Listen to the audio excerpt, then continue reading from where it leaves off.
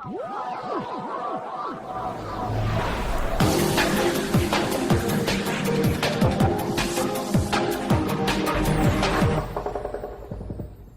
and welcome to Season 3 of Subplot, of course, a podcast discussing a new science fiction literary work on the second Tuesday of every month.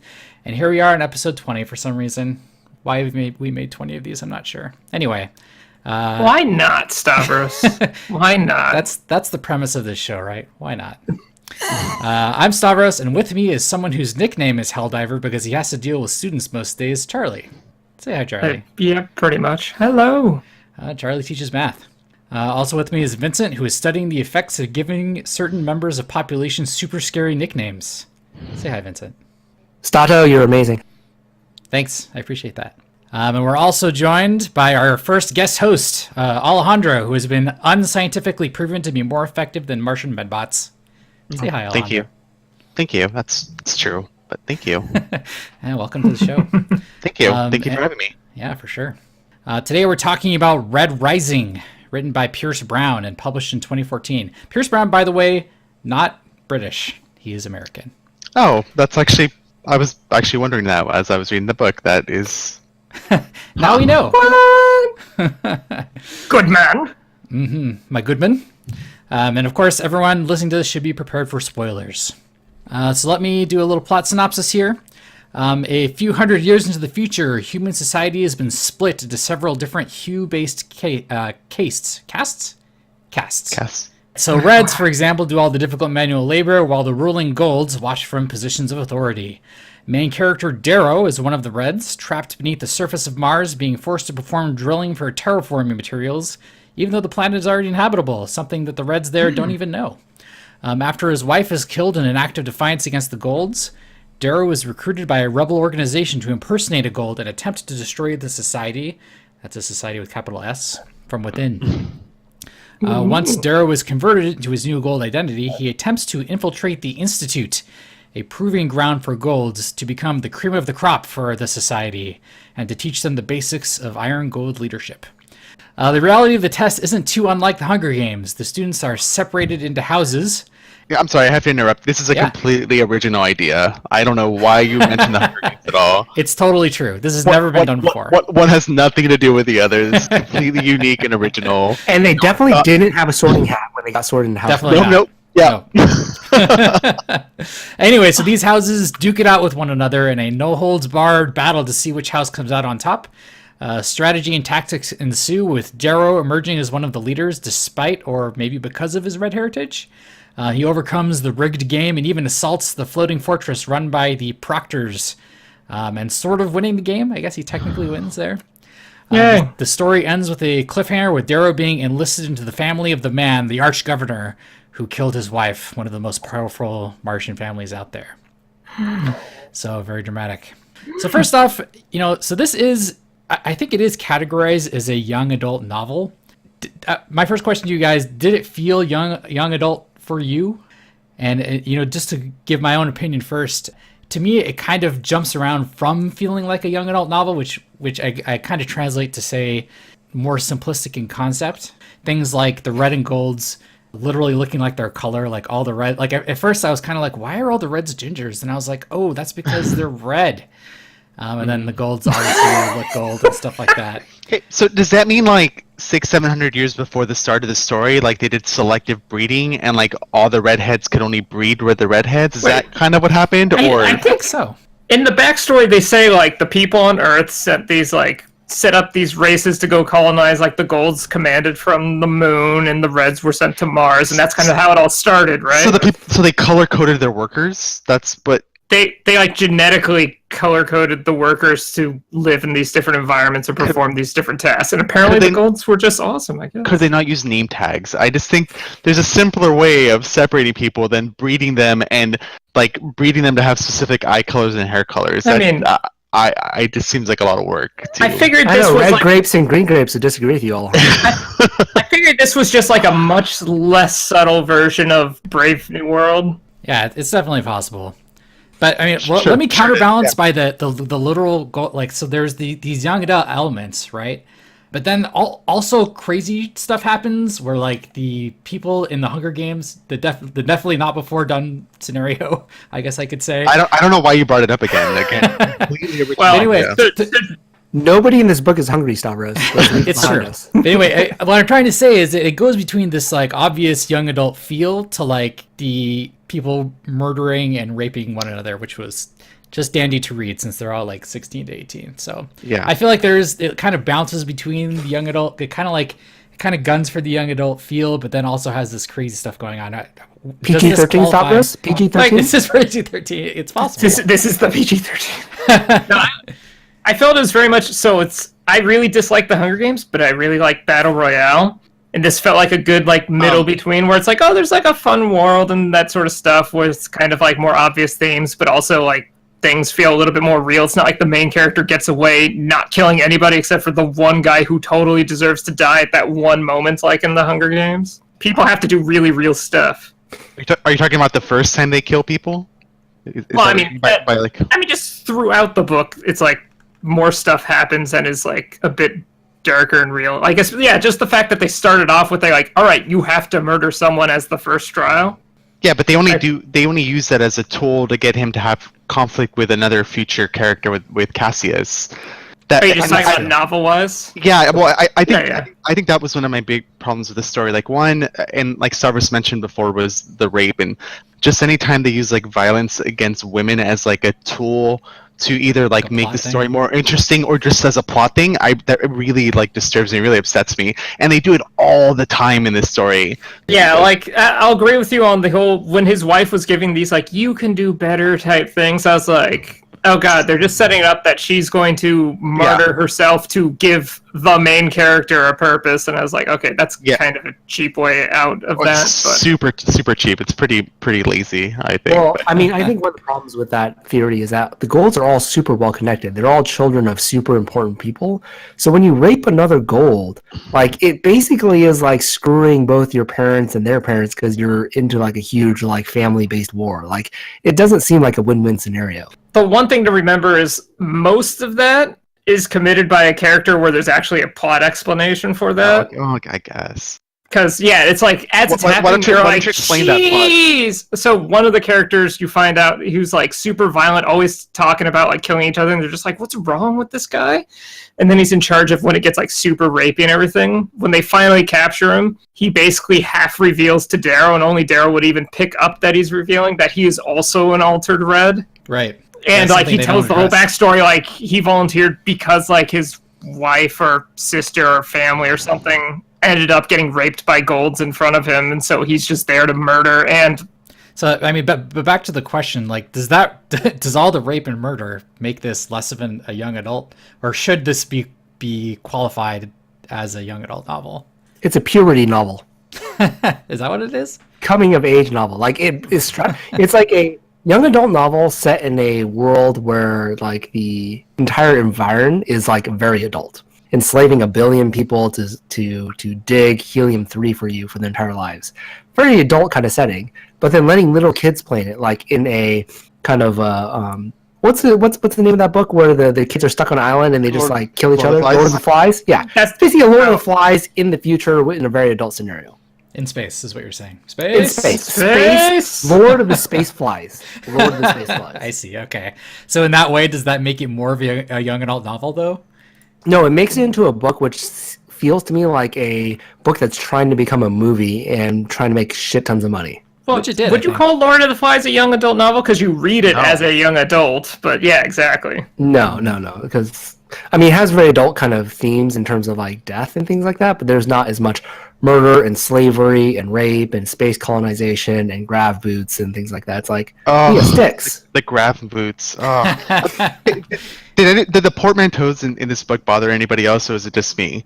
Yeah, we have no robots to mine things for us, but we can float in the sky. We have shields, and we have spaceships, and we colonize hundreds of planets, but no robots to mine for us. Yeah, let's actually talk about the plot holes. And Vincent, we were talking about this a little bit before the show. I mean, why don't you just lay them all on us, and we'll see how we feel about it.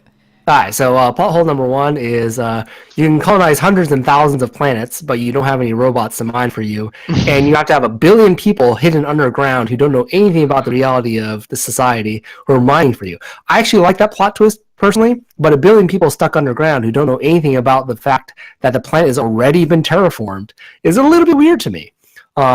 Second is like there are issues with when you play the game, apparently you can slave other people from the other houses essentially, and you force them by their word of honor to basically become your slave. If they don't agree, then they're dishonored for the rest of their lives along with their families, and everyone looks down on you. It's like, oh shit, you're bad gold, basically. So main character goes in to negotiate a treaty with an entire army of people on his own with another guy. And they're like, oh, we should just enslave him.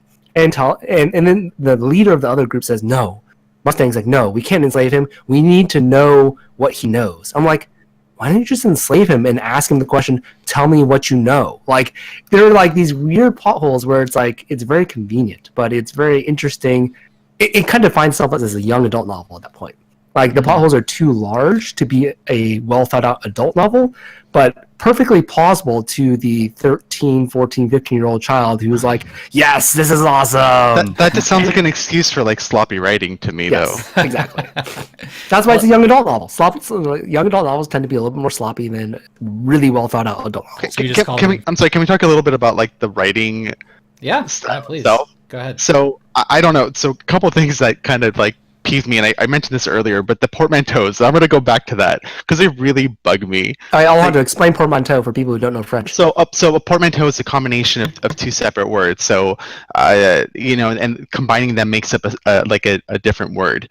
So, but this author likes to use it a lot, and I feel like he likes to use it because it makes things sound sci-fi, but it really doesn't. So, like grav boots, combination of gravity and boots, grav boots, or there's like biosilk, or there's like 1,000 other things that he brings up, but it's just a combination of two words. But he does it all the time with this explicit use of making it sound sci-fi, but it doesn't. It just, I don't know. I like I said, spaceship. And then it's also the way he writes it. So the first like 3-4 letters will be lowercase, and then there'll be an uppercase letter, and that's it. It's just all throughout the book. That's how you pronounce a word. It's like an accent. Is that what it is? Oh, I'm bringing up the French again. Yeah. Okay. Now we know. It's not a French novel. We know it's a British versus Irish novel. Very clear. We got the gingers versus the blondes, the reds versus golds. How dare you? Color-based book. Yeah. Where's the black class? That's what I want to know. I guess there are Obsidians. Obsidians. Yeah. I think he thought it might be a little too on the nose to call them blacks. Oh yeah. If he called them blacks, I think he would have like knocked up published or something like that. I'm pretty sure his editor said or another color. What's a synonym for black? Shadow people. Damn it. Oh, Obsidian. Shadow color. Yeah, I think the plot loopholes and the writing style could also be indicative of like kind of the young adult feel.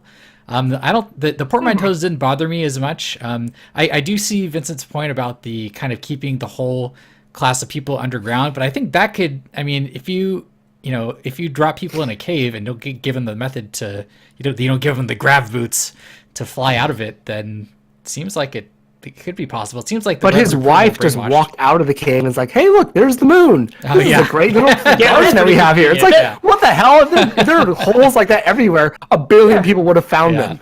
That part really confused me. I was like, wait, because in one part, didn't they say that you could see like they're looking at a dome? So it's like, does she think they're in a little like special biodome type thing so that they can survive on Mars? Also, it's like, how well kept a secret can this be if you could just climb out a vent and you're outside? Yeah, it's a good point. It is pretty convenient. You have 1 billion people who are specialized to dig. They can't dig their way to the surface. Also, doesn't Darrow mention that they've only been there for like 150 years? But then the twist is that the people have been there for like hundreds, like 700, 700 years. Yep. So so they're under the impression that that Earth is like dying and Mars is not done, but then they keep getting all these large food shipments from Earth to feed them, right? But they're not actually from Earth, probably, right? Probably not. No. For Venus, I don't know. One of the other colonies. I can only assume they have farms on Mars somewhere. And grav boots. We're just gonna keep coming back to the grav boots, huh? Well, I mean, let's just make up our own portmanteaus. Apparently, combine any two words and it makes Sci-fi. spacey. Yeah, spacey sounding. Yeah. Oh, Right. yesterday I went to the store and bought my cloth pants. Okay, well, so yeah, I mean that totally belongs to possibly some young adults. But kind of to transition. Speaking of portmanteaus, let's talk about some MedBots. And luckily, we have Alejandro here to talk about some of this. I kind of want to get your knee-jerk reaction when that. So to kind of paint the picture, they say these MedBots fly in the air and can randomly go and heal people that get knocked out during the actual, definitely not done before conflict between teenagers. No.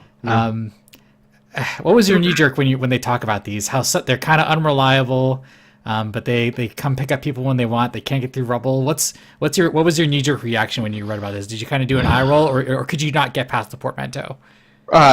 Well, I couldn't get past the portmanteau, but Of course. I mean, just in general, again, just for writing purposes, it's your like Deus Ex, right? Like you can basically do whatever you want, and whatever you do to the other characters is a magic robot that comes by and like will erase any wound, or so there's really no like generally real risk of like injury or death to the main character unless the writer wants it to actually take place. Except that everyone died in that book. Like nobody who got quote unquote saved actually came back. They all just died. It seemed. Somebody went back to Olympus, right? Like I remember someone got crushed, and then the MedBot took him.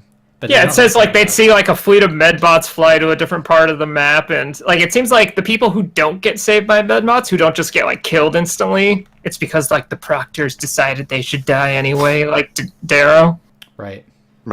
So were you kind of like thumbs up? MedBots are cool, or like this is a stupid plot device? MedBots are not cool. I mean, the MedBots feel very maligned. They're an entire new race that's been maligned. they just seem very like standard, like get out of jail free sci-fi plot device. The book started out super strong, nice world, nice setting, nice plot twists about people being buried underground, didn't realize the planet was being terraformed. And after that, it felt like it sold out. It felt like the entire like training purpose was actually the quote unquote movie where like he was trying to monetize like, hey, let's make it like the Hunger Games, quote unquote. Let's go and like do something that we can actually make a movie out of. Yeah. The training montage was super long and it was super drawn out. And the gold didn't really learn very much. It just took a long freaking time to get to the point where it was like, okay, I'm in. I'm going to go into the governor's mansion. I'm one of him. Like, it could have happened a long time ago. But it's like, let's go fight for a long time. 3 more months out. He wrote this book thinking it would be a movie? As far as pacing goes, I actually think the opposite. I feel like the beginning of the book was a slog. Like I had a really hard time getting through the beginning of it. Mostly it was because of like Darrow's attitude and like the way like the very first chapters of the book were about like selling the reader to like how great Darrow is. Like he kept mentioning like how smart he is and how he's the best hell diver out of all the hell divers, and you know how like he even called himself handsome at one point, which I thought was kind of weird for like a character to like describe himself as handsome, and then he keeps talking about how great Alejandro, you're pretty handsome. I do. You do that a lot. Yeah, I feel like only Alejandro can call himself handsome. No one else can do that. Yeah. I mean, other people do, but then also the way he keeps talking about Io, but he makes Io sound really wonderful. But I feel like he does that so that you know that he's wonderful. Like someone as wonderful as Io loves somebody like him because he's like worth it, because he's special. And I just so the beginning of the book to me was like it was just really difficult to get through. It's funny that those are the two parts of the book you complain about, because I'm like, I think the strongest part of the book was the after his wife dies until they start getting into like the House Mars and all the like. You like the training montage? Like, oh, you mean the middle part? Yeah, where he's like becoming a gold and meeting these characters and stuff like that. It's gonna be a montage. Yeah. That was the twist. That was a big twist. Because it's like, it's getting into him being like, oh, I hate these people, but on the other hand, with the new body being like, holy crap, they are like, it added some kind of nuance to it. Isn't just like, these people are jerks and I hate them. It's like they're quantitatively much better than me. Like, holy shit. Yeah, like he's learning appreciation for them, even though he hates them and knows what they're doing is wrong. Like, it adds that little, like, a little bit of subtlety to the proceedings. And then they go straight back to the Stone Age where they're just hitting each other with rocks. Yeah. And raping each other. It's super convenient though that they happen to have someone who can make him look exactly like the enemy that they're trying to intercept, and they have the ability to build up his muscles in like a week's span of time. Like, no, it took many months. The fact that he's illiterate and they can download like all the necessary knowledge that he needs, like with it, it's like the Matrix. Yeah, exactly. Super convenient, very convenient. I know. I like the Matrix. They can do all that, but they can't build robots. Exactly. No robots. That bothered me a lot. Or robot suits, or like battle suits. They have Helldiver suits. Why can't they have like battle suits? Right? The Proctors did. They had the bioadaptive armor. They talk about like the crazy spaceships. Like they have ships that can like melt planets and stuff like that. I wanted mechas. I'm sorry. Mechas, and castes. Mecha case. Never gonna die. All right, so I have something fun for us to try. This is gonna be the first for this show. We're gonna try a little role playing exercise. We've never been fun in the past. I know. This is we don't do boring. fun here. I don't know if you've realized that. We've only done 20 episodes. Do science. Yeah, but so we'll do a little soliloquizing. I want you guys to think about Darrow's inner monologue. What's happening in his head at the end of the novel? He's beaten the not Hunger Games. He's lining up for apprenticeship at the Archgovernor's house. I'm gonna try and go first. Let's see if we can agree who does the best monologue here, and I'll go first. Okay. Oi, my name's Darrow. I'm a pretty fucking badass red, but this Archduke guy's gotta die. And I knew I liked my old wife, but Mustang's pretty fucking hot, and I get to live in her house. That sounds pretty good. Also, I'm gonna kill this guy for sure. Yeah, that's all. Should I clap? I think you covered it, Stavros. I think we're good. No, I think you have to go next, Charlie. Take a shot at it. Well, you said that, like, when you're, like, role-playing, I could just imagine him with his, whatever Irish accent he had, being like, these bloody dumb bastards are gonna get it now that I'm walking for this Goodman and, his hot daughter, and they don't even know what I am. I'm better than them. I could spin little knives in my fingers because I'm a helldiver, and they don't know what it's like having 17 pit vipers dig into your stomach at the same time while walking through blazing hot drills and pushing the thing to tap for gas. Go get them. I don't know. Yeah, I like you worked in his backstory there with the Irish accent. That was pretty good. All right, let's Alejandro, let's put you on the spot. What can you do with this? I'm surrounded by them. The pit vipers. Pit vipers with golden eyes. Pit vipers who like to bury in the warm flesh of abdomens for the heat for some reason, even though they're in a planet that's surrounded by heat and fire, but they like abdomens to lay eggs. Anyways, I'm surrounded by these pit vipers who dig for heat. They'll find it in me. I am fire. I am Mars. Hey, Mars have you ever boils over, and I'm gonna fuck them up. Have you ever thought of PG-13? Oh, I'm going to bloody them up. Bloody. What's that swear they use all the time? Gory them up. I'm gonna gory them up. The end. All right, awesome. Have you ever thought of writing a young adult novel, Alejandro? I don't know. I mean, I use too many words. You need more portmanteaus, but like you fit a few of those in there and you're good to go. All right, Vincent, bring us home. My name is Zac Efron. They hired me to be the main character of Percy Jackson and the Olympians, but now it's a Roman frickin' movie. They'll pay me $10 million for this role. I can't wait to screw Hermione in space with the Pit Vipers. And wait, hold on. I can't be British and I can't be Irish because those are Reds and those are tropes. But I can be Obsidian. Get busy living or get busy dying. You're goddamn right. I like the Christian Bale Batman in that one. Why is Christian Bale mixed with Morgan Freeman? Why the Zac Efron? I'm a little thrown off by that one. Because this is a teen movie. Like, this is going to make us so much money with like the teen Because that's when we were teens, Alejandro. He's like in his 30s. Is that what teens are into? Well, he was Percy Jackson back in the like kids acting stuff like that. So Okay. That's fair. Do we have a clear victor here? Who did it best?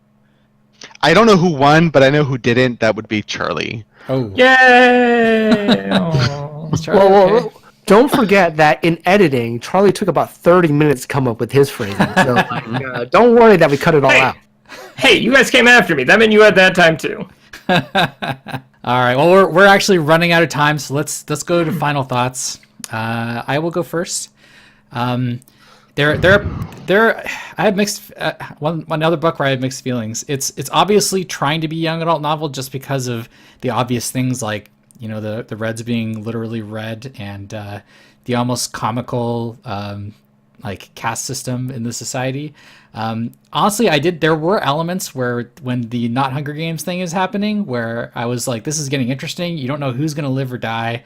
I feel like Darrow had a little bit of identity crisis where I feel like even he doesn't know if it's his red bits or if he's learning about the gold leadership qualities that is making him successful or some kind of combination. I felt that was kind of compelling, but there are some kind of weird pacing issues that happened during it, which again makes it kind of interesting, hit or miss. I kind of want to know what happens in the next book, but I'm not sure how much more like drunk gold people I want to sit through before I really realize what's happening. So They weren't really drunk, they drank grape juice. yes. But yeah, let's go to speaking of Charlie, let's go to Charlie. Every time, anyway. So, actually, I know we've kind of like made jokes and ragged on it, but it's like I read it and was pretty engaged by it for the most part. So yeah, there's parts that kind of made me roll my eyes. I think you had finished it before I even started and told me about the whole color thing. I was like, oh god, this is gonna be like some stupid analogy for society or something like that. And I'm like, it kind of is, but was less blatant than I thought it would be. You should have said allegory because gory. It's a nice pun. Mm-hmm. Allegory, damn good man. Anyway, so yeah, opportunity is passed. Please continue. It's too late, please. Yeah. Stop. I thought it was fine. I enjoyed it. And to the point of where, unlike, say, Hunger Games, where I had no interest in reading it further, even though someone made me go see the second movie, which I found even less interesting. Like, this is something where, I don't feel the need to essentially go out there and read the next one, but if someone's like, hey, it's good, like, I might want to pick it up and be like, okay. All right. Good point. Let's go to Vincent. What do you think? Solid B minus book. Like Stavros and Charlie said, it's the type of book that I want to know the ending to, so I would probably look it up online, maybe read the Cliff's Notes or something like that just to see how the story ends.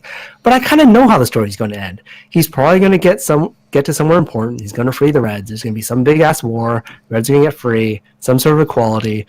It's one of those books where it feels like a very young adult novel. Like, I mean, we can't give it, like, less credit than it's due because it's not a full adult novel. It is geared toward an audience which is a little bit less sophisticated than people who are in their mid-30s like us. Like, back when I was a teenager, I'm pretty sure I would have been entertained by the book. I have kind of higher standards just because we are, like, people who have read a lot of sci-fi. And we are people who have kind of higher standards for, like, plots and that type of stuff. And I feel that's a little bit unfair. I actually feel that young adult novels, like, should focus on maybe some of the simpler things and, like, you know, gear towards their audience. So if I were a young adult, I would say, yeah, this is going to be a pretty fun read. I would recommend this for a young adult listener. So for all the young adult listeners, of which we probably have one if we're lucky, I would say this is a pretty fun book. Yeah, listeners, like, you know, maybe my daughter or something like that. She probably thinks this is kind of amusing. But for people who are adults, older and stuff like that, like, I don't feel like the book is necessarily something you're missing out on if you haven't read it. It will probably become a movie at some point or something like that, and maybe become popular like Hunger Games or, like, you know, Harry Potter or like many of those other books. But I don't think that you're missing out on high literature in this sense. But a decent book. Yeah. I mean, interesting enough to make a guy like me want to know what happens, which is maybe the highest praise you can get out of someone. Yeah. Okay. All right, Alejandro, go for it. What do you think? If you like if you ever wanted to read a book that was a combination of Hunger Games and Harry Potter and Divergent, and maybe not quite as good at any of the three, and this is the book for you, I guess. If you like pina coladas. Or if you like pina coladas, yeah. Some of my issues with the story, just in general, the beginning of it was pretty slow. Later on, the plot does pick up and the story does get better. Again, you start getting towards that violence, particularly the violence against women, that I kind of just plot elements that I kind of have issues with. So it's hard for me to get over those facts or those parts. But again, like Vincent said, if you're just looking for a not complicated book that's kind of sci-fi-y, then I guess this would be the book for you. But are there better books to read? Yes. I know Vincent brought up the fact of young adult books being geared more towards a younger audience, and maybe not necessarily needing the more technical writing. But and I know we keep bringing up Harry Potter books, but Harry Potter books are geared towards a younger audience. But anyways, yeah, that I think would be my issue. Those are kind of some of my issues with the book, but otherwise it was I guess it was an okay read. Would it be top of my list of books to recommend? Probably not, but again, if you had a couple hours to spare on a flight and needed something to read, then this might be the book for you. Give Harry Potter a laser gun. I'd rather read Harry Potter with you. Okay. Okay. All right. Well, that is about all the time we have. Thank you so much, Alejandro, for joining us this time. We really appreciate having you on and giving your opinion, even though you hate Portmanteaus. Yeah. You're gonna have a tough time on this show. Yeah. All right. So, listeners, if you have any feedback or suggestions on books we should read and discuss, you can reach us at subplotofcoursepodcast@gmail.com or on Twitter at subplotpodcast. And next month, for February, we're going to be getting our feet wet with some Arthur C. Clarke and his milestone novel 2001: A Space Odyssey. And we didn't just pick it just because we've seen the movie, even though we all have, I'm sure. Say goodbye, everybody. Goodbye, everybody. For our Hispanic listeners out there, Alejandro, vote for him. If you want him to come back